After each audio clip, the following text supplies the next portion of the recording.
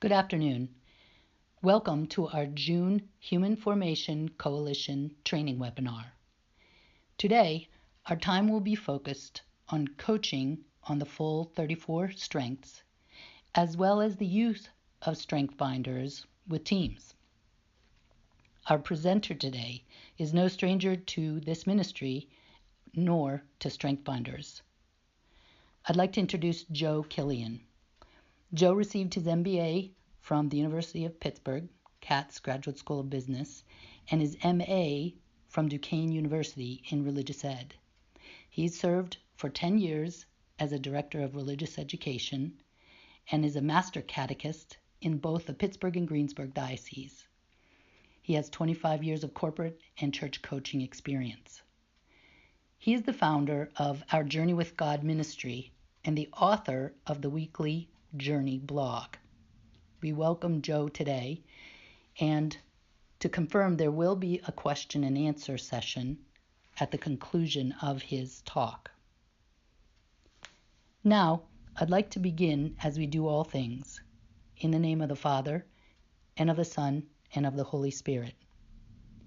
Holy Spirit, be with us.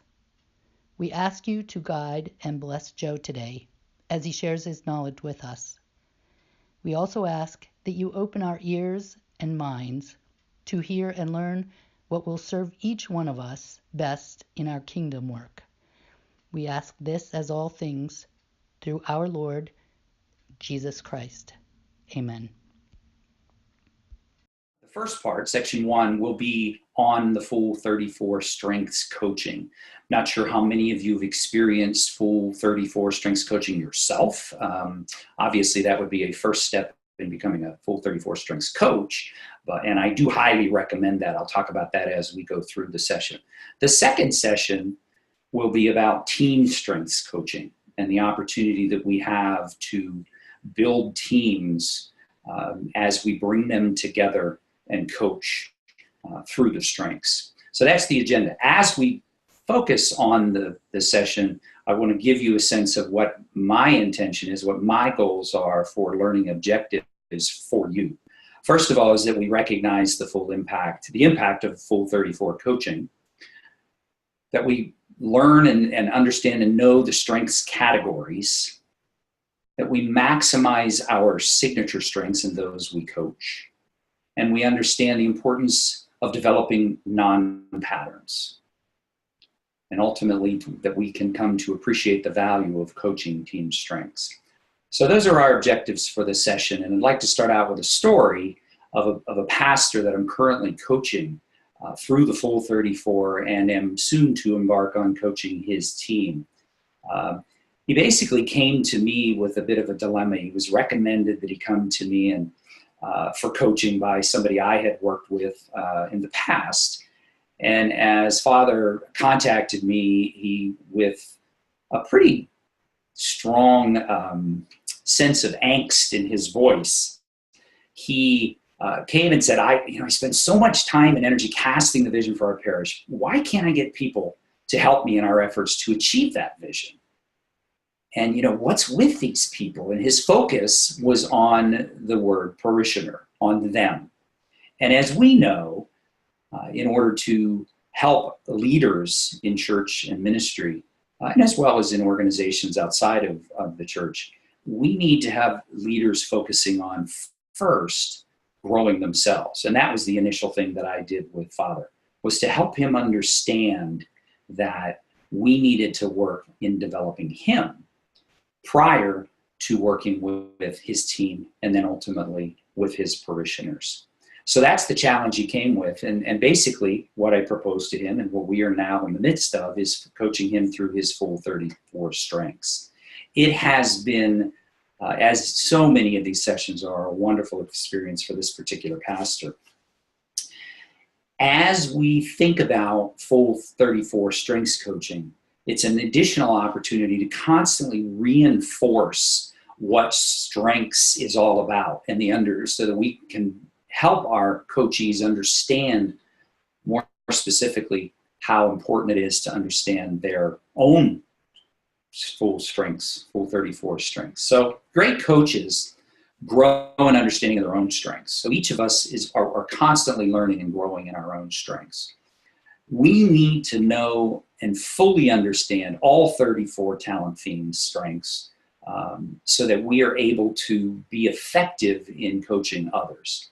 We also need to continually reinforce strengths understanding of those we coach. And one of the key methods, especially when we delve into full 34 coaching, is to reuse and reinforce the Strength Finder domains. So we've all seen and are familiar with the image that you see now of the 4 domains: the purple executing strengths, those who get people with executing strengths get things done; those who influence behavior through the strengths we see there in yellow; those who build relationships with the blue list of strengths; and lastly, the strategic thinkers, who are successful in thinking through things. And so those domains need to be reinforced, as you know, as we coach. It is all the more important that we do that, and we'll talk about this a little later in the session, but it is all the more important that we focus our coachees in the domains in order to help them stay, to understand that they're aligned in their understanding of each individual strength. I'm going to use myself as an example here, because when I opened up my top 5 strengths, I looked at that list: strategic, communication, ideation, blue, and activator. I read through those descriptions and I said, yeah, that's me. That makes a lot of sense. I actually was a person who embraced all of those once I understood what woo meant, as you probably have run into yourself. That happens frequently. But when I understood that, I said, yeah, that's me. That DNA strand really defines in part who I am. But it very quickly had me asking additional questions about, where is my relationship building? And so when I went to my top 5 strengths coaching session with Joe Kavanaugh and sat there and listened to Joe talk about, in the early stages of our 2-day training session, I listened to Joe talk about how important it is to see and understand our full 34. I totally got that.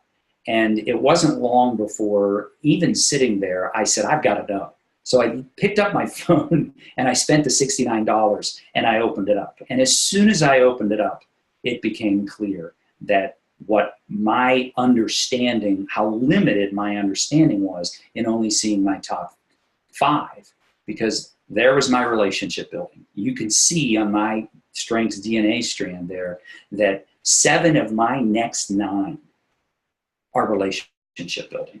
And that just clicked with me, and it just made me feel a lot better about what my understanding, and it was just at a glance. I could see that right away. Of course, when I looked at the theme sequence report and began to read through that, it made more sense, and it continues to grow in my understanding of that. I, too, like many people, glanced down at the far right of that DNA strand and at the bottom of the list to see where what I learned were non-patterns were, and you can see there are significant, there's quite a few numbers of execution skills and strengths that I do not possess in my top half of my strengths. So it is important that we focus people on the entire picture. That's why Full 34 coaching is so important. It, at the same time, is exponentially more challenging for us as coaches. You're adding layers and layers of nuance and understanding as you bring people into looking at what their 34 strengths are all about. That's why the domains become even more important. That is why we need to have a clear understanding, and we need to help those we coach remain in the understanding of which domain things are happening in. That all provides us with a much broader and richer soil for coaching. Those that have opened up and have learned, begun to learn and understand their full 34. When we do so, And we need to understand that there are categories now, which are different than domains, and you'll see why in a minute, but that there are categories that define our approach and our focus in the coaching process when we're coaching Full 34. And here's how that looks. Within our theme sequence report, we have signature strengths at the top of that report, supportive or auxiliary strengths towards the middle, and non-pattern strengths at the bottom. I'll use mine again to show you how that plays out. In being coached by Joe Kavanaugh, he has worked me through my Full 34 and has identified with me that my signature strengths span the beginning of that. You can see where they are. My supportive auxiliary strengths in the middle are bookended by the non-pattern strengths on the right. So as we grow in that understanding, we focus people on their signature strengths. It's the whole emphasis, as you know, of what strengths are all about. There are 8 to 14 signature strengths, and my bracket there for my particular strand in working with Joe showed that I had 14 strengths, signature strengths, and Joe kind of chuckled to himself as I said, "Wow, Joe, that's a lot." And he said, "Well, Joe, don't get too far ahead, because those it is what is being found is that those same number of signature strengths there's a symmetry with those non-patterns. In other words, when you look back at my non-patterns, there are just as many of those for me as signature strengths. But the number, as we know, is not important. What is important is that we understand what those signature strengths are. And when we work with individuals, we're working with them to help them understand where their signature strengths lie. We also need to keep in mind, as we work with individuals, that these strengths aren't always fully developed. They are also often unappreciated and are looked at frequently as weaknesses. One of the most common ones I find that with in coaching individuals is empathy. People who are strong in empathy often look at that particular strength as a weakness, and it's always exciting to see them engage and understand around the idea that it is actually a strength of theirs. When we coach through these signature strengths, one of the ways we see this is in the energy that they talk, and as we're processing through the coaching process with them, we can see the energy as they get excited talking about that. Today, as I do this webinar, I'm operating in my signature strengths. And so this brings me a tremendous amount of energy, which actually kicked in around 5:30 this morning as I woke up early, excited to do what we're doing today, because it so focuses in on so many of my signature strengths. The other part of this is that when we help individuals to recognize their signature strengths, regardless of how many there are, it helps them to see how they are truly represented in these strengths. It is the authentic, God-created self that is demonstrated in these signature strengths. So as we go through this process of coaching individuals through the signature strengths, we are emphasizing that it is these strengths that allow us to be most successful, most fully engaged, most energized as we live and work and interact with others. The auxiliary or supportive strengths will support and work in tandem with our signature strengths. And so as we get past the signature strengths, as we coach through the 34, we start to find that there isn't that same level of energy and commitment, but there are going to be parts that are made up of those talent themes that do come into play and work in tandem with our signature strengths. And then lastly, we see for supportive and auxiliary strengths that they can be complementary to the non-pattern strengths. And this is something that you'll find if you get into coaching Full 34 is really, really a dynamic process for those who coach. And I'll give you another example shortly of the pastor I'm currently working with, just in a recent coaching session, how valuable that can be. So that is the process of understanding the categories of coaching. And what I want to do is spend a little bit of time talking about the non-patterns. It is because the non-patterns that are so many people see as weakness, we can help them to understand that just because they're non-patterns, they're not in their signature or auxiliary strengths, that they can learn to function in those. And so there's a couple of key things that we can do as coaches to help individuals in this process. First of all, it's to get the right education and training around those areas that aren't our strengths.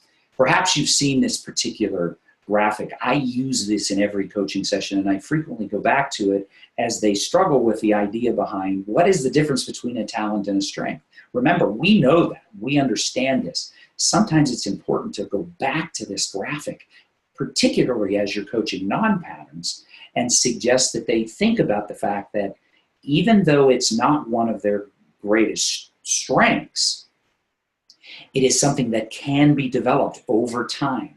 And by investing time in training and education, it can become more of a strength. It isn't necessarily looking to turn it into a signature strength, which really isn't going to happen because we're not hardwired that way. For me, it is very clear that I am not hardwired for administration, and I'll touch on that in a little bit. But there are times when I've learned to be educated in the areas that I'm not as strong in. So additionally, we, as I've already started to talk about, we need to leverage our greatest talents in coaching the non-patterns. And this pastor that I'm working with right now has gravitated to the fact that his non-pattern, which you'll see here, he quickly showed me when we opened up. This is a screenshot that he showed me off of his phone. He said, look at all that yellow at the bottom. He was so, it was a profound experience for him. It wasn't something that he was surprised to see because he knew he struggled to influence behaviors of others, but this helped him to understand why. He could see that all of that influencing behavior that was at the lower end in his non-patterns were very significant.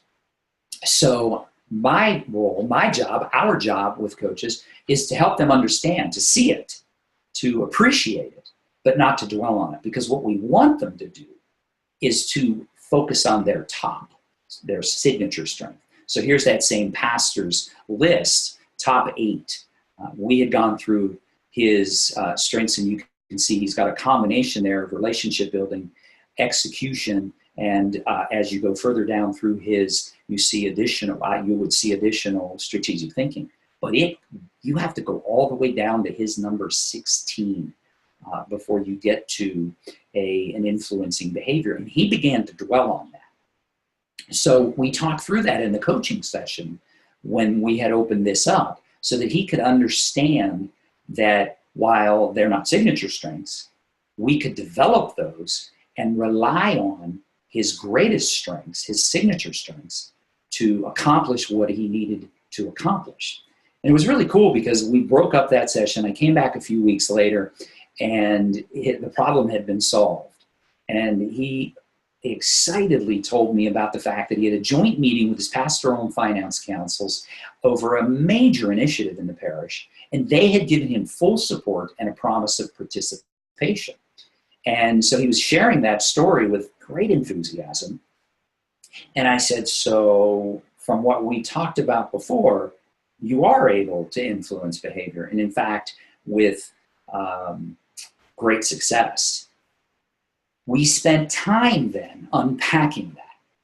And I wanted to help him see what it was he had done in order to bring the councils together in full support of this initiative that he was proposing.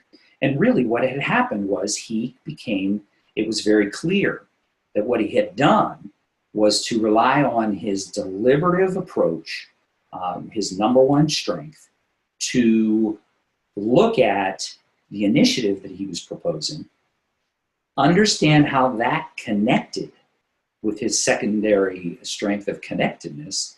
And then he began to focus on those people that were a part of this process and began to think more along the lines of as a developer as he made his presentation.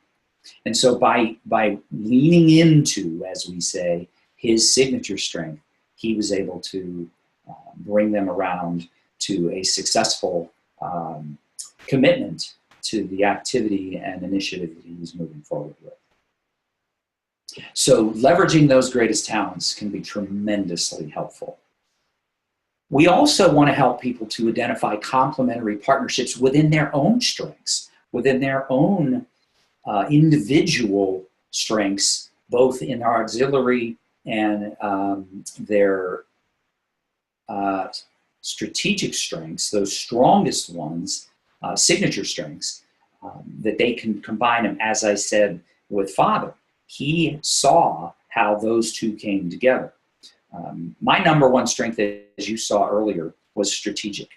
And I never realized just how much I thought strategically until I began to understand my top 5. It was when I opened my full 34 report and looked down at the bottom, and guess what I saw? Discipline, structure, and routine. My wife, in explaining that to somebody shortly after I opened up my full 34, started telling people that my 35th strength, yes, 35, was discipline. She knows me better than anybody, that structure and routine drive me crazy.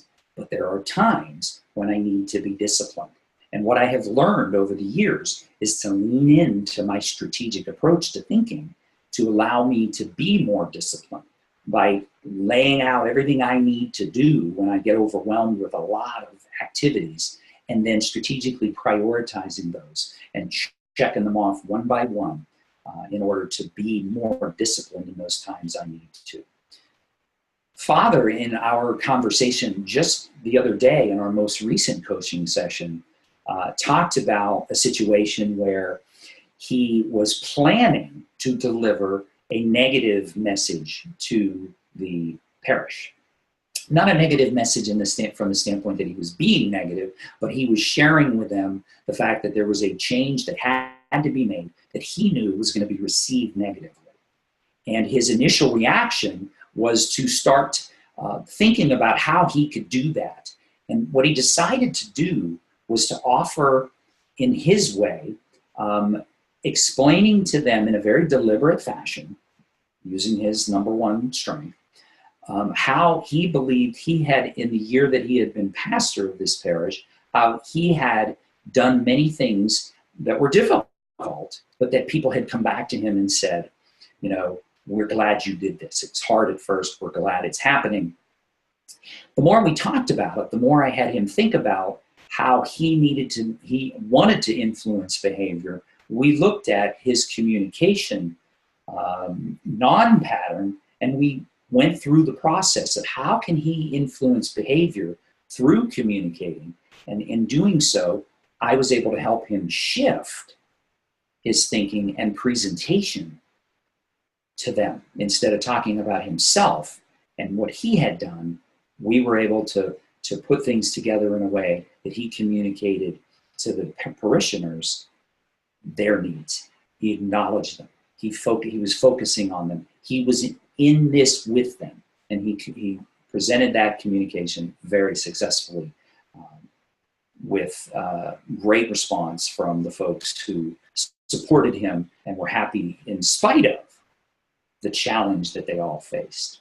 So those complementary partnerships, when we unpack the full 34, particularly as we focus on non-patterns, are tremendously helpful for people. The other side of this is sometimes you just have to do it. And as I've already said, I don't have much execution strength at all. I lean into my arranger, which is a signature strength, and the only, other than belief, the only strength that's even near the top of my DNA strand for strengths. But sometimes you just have to suck it up and say, okay, well, how do I work through this? Because what we're doing very often is we're procrastinating the things that are not natural to us. And we need to mindfully approach this and say, okay, I just got to get this done. I'm going to, even if it is a big project, we can break it up into smaller pieces and just do it. And, that's one of the ways we can encourage those we coach to just kind of power through and get it done, even if we have to break it up into small pieces. However, there are times when the flip side is important to acknowledge. Sometimes we have to stop doing it. Sometimes people are in the wrong job. Sometimes they're doing too many things that are outside their signature strengths, too many non-pattern behaviors that they're required to do, and they need to find another job. 4.5 years ago, this hit me like a freight train. I had worked for about 11 years, almost 11 years as a DRE, and in larger responsibilities, took on more and more responsibilities, took on more and more administration at a large parish where I was wearing 13 different hats. And ultimately, because of all that, I ended up getting sick. And I was actually very, very sick. And when I was going to doctors for all kinds of tests, all kinds of concerns about the fatigue and abdominal pain and things that I was experiencing, turns out when I quit the job, when I left the position, within a month, I was fully healed. It was all driven by the strength. It was all driven by the misalignment of my strengths with the many, many demands of the job. This happens frequently, whether it's the entire job or, as my job was, a significant portion of the job. And it's at the bottom of the list because it's the last resort. We don't expect people to have, jumping out of the job right away. It's not always an option, but to be aware of it, and at times with leaders to have them be able to make the decisions to realign jobs, and sometimes ask people to move on from that job. It is necessary. Full 34 coaching can be life-changing. It can have an incredible impact on people. It is transformative when people have the opportunity over time to be coached through the process. It allows them to embrace God's design for them. And once they do that, they can pursue God's purpose with their full heart, soul, mind, and strength. I want to encourage you, if you haven't become a full 34 coach yet, that you consider that. I know that we have tentative plans to bring Joe Kavanaugh back, who coached me one-on-one, as well as led the coaching session for me and a number of others in becoming a full 34 coach. That is planned, I think, sometime later in the fall. You'll hear more about that as time goes on. So I want to encourage you to consider that as you go forward. One of the parts that Joe goes into in that full 34 coaching process is team coaching. And so that's the second section of the session here that I just want to spend a little bit of time with to help you have a sense of what this team strengths coaching is all about. What's the best team you were ever on? Well, for me, it was my high school baseball team. There I am, full head of hair under that hat. Number 3, I was the starting shortstop of our team that was undefeated. We went 14-0 my senior year in high school. We had a group of guys that had played together for a long time, and we had a great coach who allowed us to use our strengths in a way that maximize our effectiveness. And so it demonstrates that we can see in sports teams very frequently, those that we hear that example of, it isn't just a set number of really strong individuals. If they don't function together as a team, they're not necessarily going to be successful. So strengths coaching is something that we do to align strengths. And this is one of the images that Joe Kavanaugh shared with us in our team strengths coaching session, where he talked about the Clydesdales, the incredible power that each of those individual animals has when harnessed, pull the wagon, pull successfully towards a goal, guided to accomplish, in fact, great things. So it's important for us to recognize and acknowledge that teams can function more effectively when they are coached. The process of team strengths coaching that Joe shared with us was really fascinating because what we did is it gave everybody an opportunity to capitalize and reinforce what they had previously learned in their strengths coaching one-on-one. It also allowed team members to affirm one another's strengths. It allowed them, based on the way it's structured, after the individual, and I'll talk about this momentarily, to feed back to the individual how they observe, team members observe those strengths functioning. It also helps to build team cohesion and effectiveness. The way it works, and I'll use my number one strength, strategic, is the individual will start talking about the areas when they were coached that jumped out at them, the things that resonated with them in their strengths, the kind of the things that are highlighted. For me, creating alternative ways to proceed, to quickly spot relevant patterns and issues. That paragraph at the top of that descriptive few sentences there totally describes my thinking. Within this, I'm always able to sort through clutter and find the best route. And these other areas will be shared in the team coaching session by the individual so that they can understand, the group can understand how it plays out for them. It's important because if you find two individuals in a particular team that both have strategic, this is one of the more fascinating things that come out of the team coaching. They can both have strategic, but when they talk about them, it is completely different. The strategic for one person, which is reinforced in my case by my ideation, my strong influencing behavior skills and relationship building skills, could be completely different, almost the opposite in the way it functions for somebody who has a lot of execution strength in their signature strengths.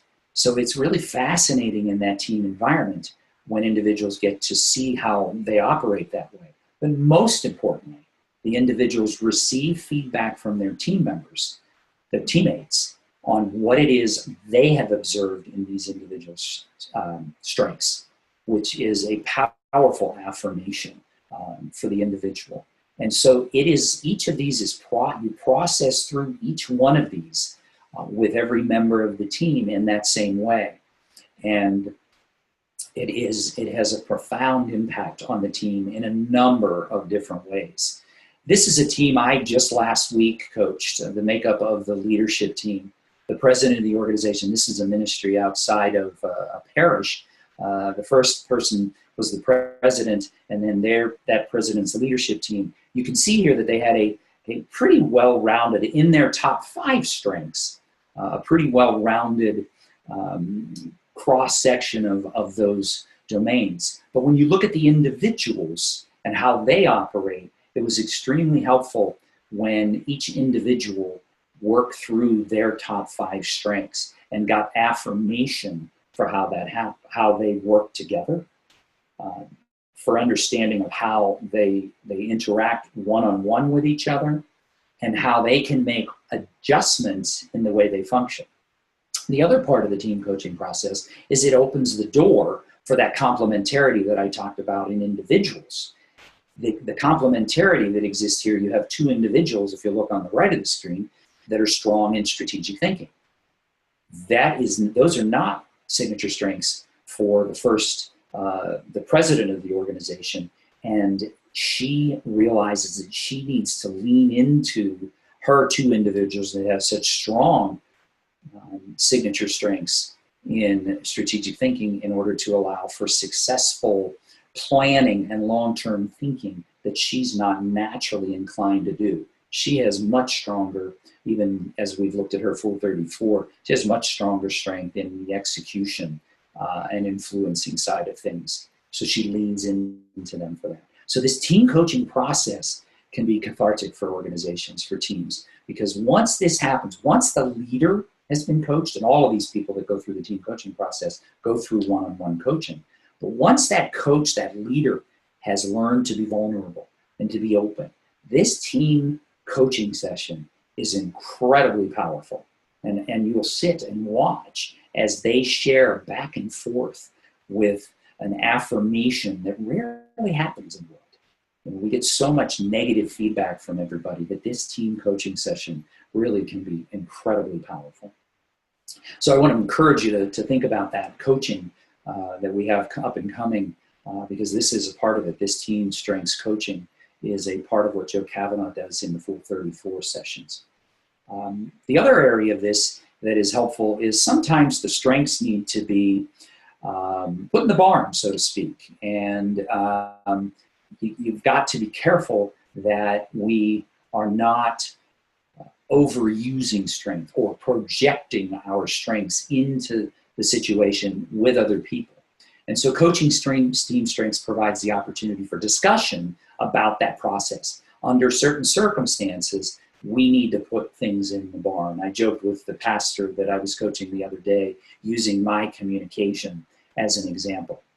It is my number 2, 3 of my top 5 are influencing behaviors. In other words, I talk a lot.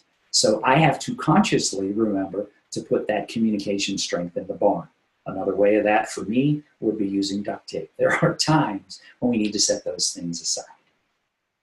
So in the team coaching process, we have that opportunity.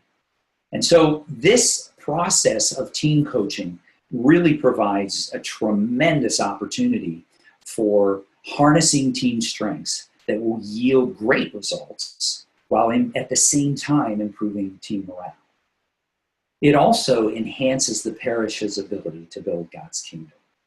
This is why we exist. This is what we're all about. This is what we in the church, in the body of Christ, are called to do.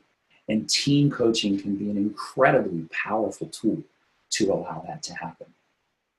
So what I'd like to do now is to go back to Karen and ask her to open up the mic and give us an opportunity to do a little bit of question and answers. We've got almost 15 minutes to do that.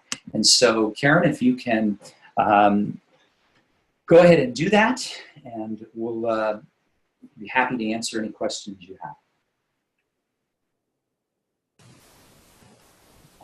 Joe, go ahead. Joe, I have a question.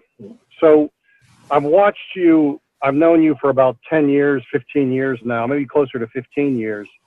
And I've watched you really kind of flourish in terms of your calling in the last 2 years. And my sense is that it's because you're figuring out how to lean into your DNA. You know, you were in these DRE positions, Director of Religious Education in parishes where it was high executing. And as you said, they were really problematic for you. They weren't really allowing you to lean into your sweet spot. What do you see as in the Diocese of Pittsburgh, for example, as we move into this mode of parish grouping consolidations? How do you see this playing out with these parish groupings? So, 3, 4, 5 parishes coming together into one parish. How do you see this type of team coaching playing out in that context? Well, first of all, Pat, let me say that what the team strengths, or the individual coaching that I received from Joe and unpacking this, what it did for me personally is it gave me the strength and ability and confidence to say no to you. In essence, that, and Pat, we joke about this, but it's the idea that, and what I do in those situations is that I explain what I'm called to do, what I'm wired to do on these specific things. So the same is true as parishes are now consolidating, certainly in Pittsburgh Diocese, where we have newly formed, brand new formed as of this coming October, parish staffs that are going to have a tremendous task ahead of them with bringing these new parish formations together. Team coaching forced through the strengths, and especially in that setting where they get to affirm one another's, what a way for them to learn who each other are, is individually, what their strengths are, to begin to build that trust that is so important in allowing them to be successful as a team first, and then as a parish as they roll things out. So the opportunity would be greatly missed if we can't reach these parishes as these new teams are formed. It is imperative that we press into as many places as we can, as many parishes as are willing with this team coaching. So what you're saying is that you're saying start out by using this or other tools to build social and relational capital within the parishes and among the parishes. That's the starting point, is what that's an ideal starting point, is what you're saying, Joe. Correct? Absolutely. The Human Formation Coalition is, in its formation and coming together, was about this human piece, that we need to be human first as ourselves, as God created us, but then the idea that we are human with one another, the relational piece, the social piece that you just referenced, that. Yes, that is so critical. The 4 pillars, we need to fill the gap that exists in that human element. And so, yeah, that I believe is imperative for the successful navigation of what is going to be a tremendously challenging time for the parishes. What other questions do you have?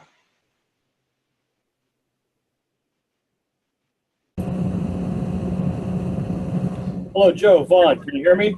I can, Vaughn. Go ahead. Okay, so the team coaching, it's really great the way you presented it. I think you just reinforced, coming off of Pat's question, kind of how you can really leverage that, particularly whenever you got a bunch of new people coming together for the first time. In order to do the team coaching, do you find that it's useful to deal with each one of them and coach them individually first and then move into the team session, or do you just jump right into the team? No, you absolutely individuals need to be coached through if it's a top 5 team coaching session, they have to have gone through their top 5 coaching in detail with a coach. You really cannot jump in there and expect people to be unpacking that in front of everybody else. It just doesn't work. And so we are trained. That's part of Joe Kavanaugh's training. He takes us through that process and actually gives us the opportunity to practice that, because we were all coached, many of us, by Joe. It isn't imperative that you coach all 5 of the individuals, and that isn't the case as in the team coaching sessions that I've done. I've coached some of the people, but not all of them. That isn't the imperative. What they need to do, though, Vaughn, is to bring their notes and understanding of what they gained in their individual session, like I went through the strategic there, so they can speak to what they learned in the process. They truly must be coached ahead of time. Well, that's helpful, because it confirms kind of what my gut was telling me, and I do have a group that I'm working with, and I plan to do it as a team, but it seemed, as you indicated, I mean, you got to have that self-awareness first, and you got to be situated with that self-understanding before you can kind of jump into a not only that, Vaughn, it's a good point, but the complexity in team coaching is significantly greater, because you have so many things happening at the same time that you, as the facilitator, you need to manage. You need to make sure that you stick to the process, and that's something that Joe taught us in that session. So I don't recommend bringing that together without that training. It is a potential problem. And in fact, I sat through a session like that, to give you a quick example, where I used that word projection before, where I saw an individual responsible on the team for this process, who in the team coaching session began to project one of their signature strengths, achiever, onto the others. And it became a very uncomfortable dynamic, and you could see, because this person was a leader in the organization, you could see I could see everybody else start to kind of react to that and almost begin to shut down a little bit. So really important that we Okay, so I might, and I don't want to monopolize, but so what you just said there, are you saying that you strongly recommend doing the team training first before trying to do the coaching of a team? I do not recommend you doing, it's a tremendous challenge to enter into a team coaching session. I mean, I have 25 years of facilitation experience, and I still am challenged by the dynamics of what is happening in that. So I highly recommend that happen. Yeah, I recognize there were a lot of moving parts there. So, okay, point well taken. Thank you. Janet, do you have a question? No, I'm good. Okay. I'm just taking it all in. I saw you light up there a minute ago. Any other questions?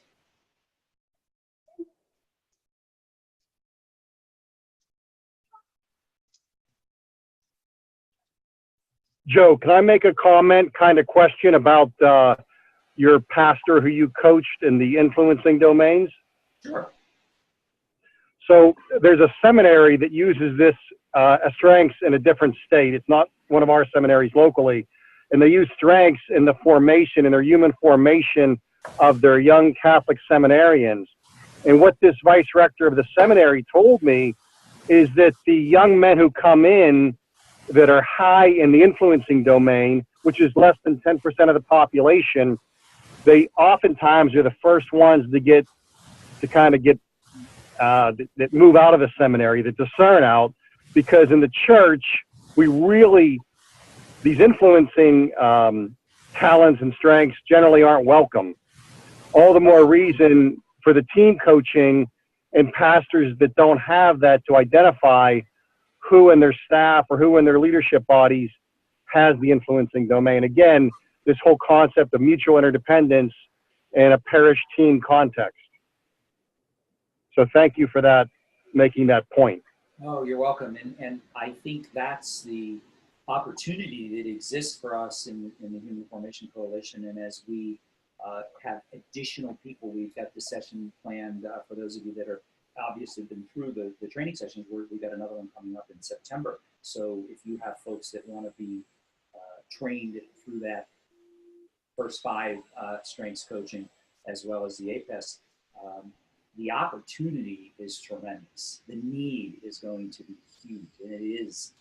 We're finding, as you well know, a lot of people are getting excited about this. So we have time for one more question. And This is Karen. Yeah, I have one question here that I'm going to read off. It comes from Don. He doesn't have audio.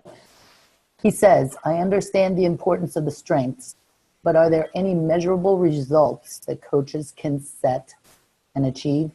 Some of this seems a little ethereal without definitive results. I like Pat's emphasis on relationships, but how could something like this be measured? How do we know we're making real progress? Thanks, Don, for that.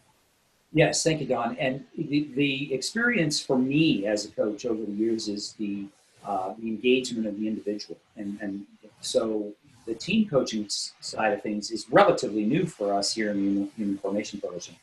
I've had a lot of experience outside of the strengths coaching, but I'll use the individual pastor that I'm talking about, where when we coach people over a period of time, they should be telling us that they're experiencing greater impact in their role, as in this case, as the pastor of 2 parishes with 3 specific sites, this individual I'm working with.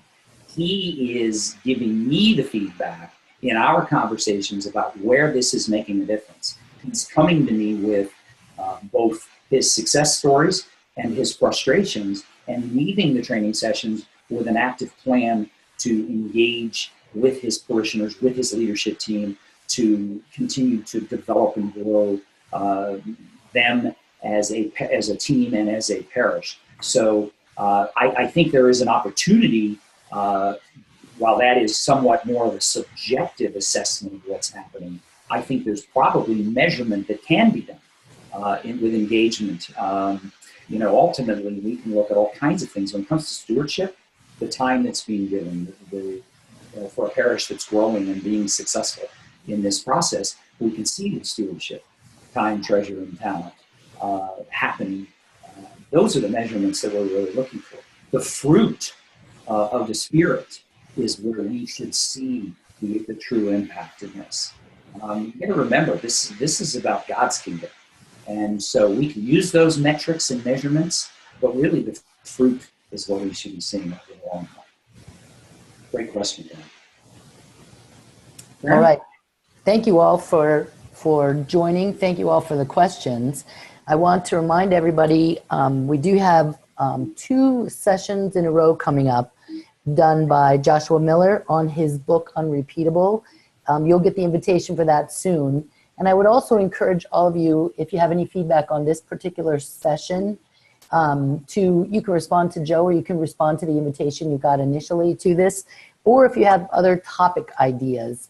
We're always welcoming that. We have a meeting coming up to schedule future topics, but This happens to be the next one from Joshua Miller, and there's his book if you want to order it prior to the first session, which is in 2 weeks. Thank you all. Appreciate it very much, and you will find this if you want to pass it on to anyone. It'll be up on the website by next week for others to benefit from. Thank you all. Bye-bye. Thank you. Bye-bye.